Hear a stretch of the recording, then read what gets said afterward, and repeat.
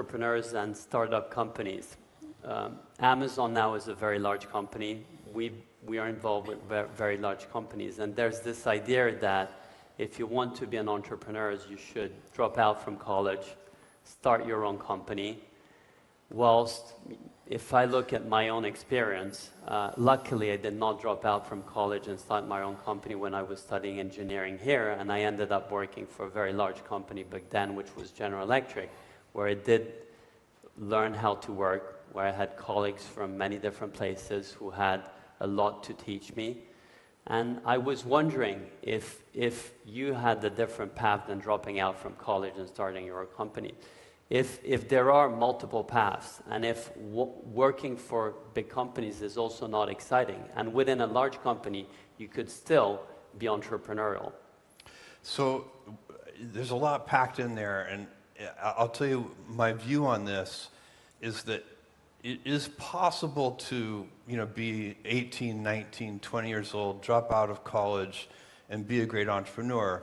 And the world we have famous examples of that working, Bill Gates, Mark Zuckerberg, etc. But these people are the exception.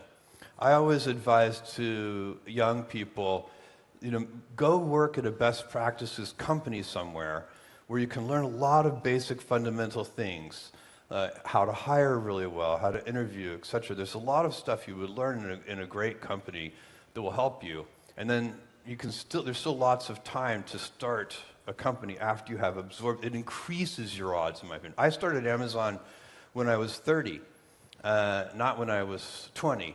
And I think that extra 10 years of experience actually improved the odds that Amazon would succeed. So that would always be my And you finished advice. college. I finished college, and I enjoyed college, and I think it's been helpful to me.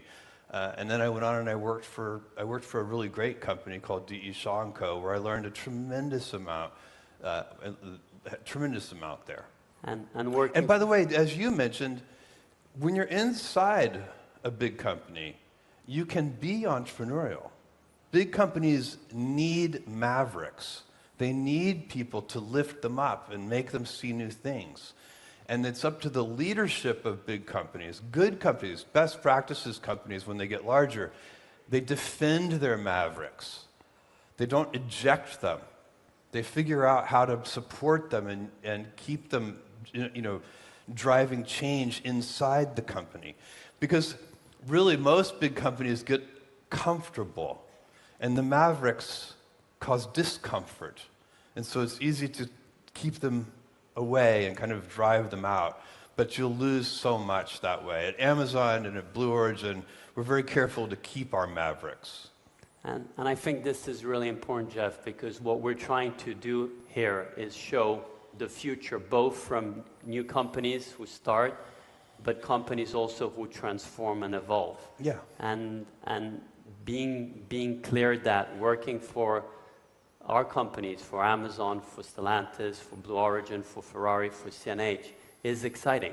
Yeah, and there are gigantic opportunities inside those companies. And you can also, on the back of that, and on the back of that experience, start companies that you would have had more difficulty in imagining if you started from scratch. And I think that's important to share this experience with all of you.